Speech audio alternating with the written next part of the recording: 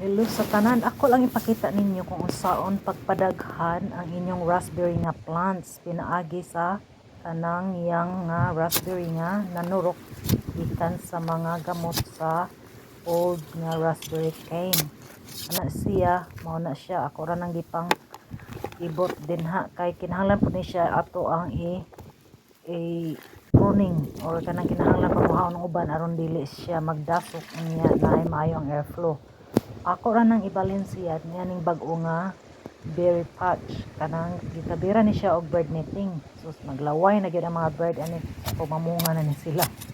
Unya nag prepare lang ko katamnan ana mga 16 na ka buho ako buhuan niya gibutang ang mga age sheep manure para fertilizer na pud nila. Unya ang kani nga bed na ni gipang tanom nako nga blackberries, strawberries o blueberries, so hopefully mo work ni siya or mabuhi.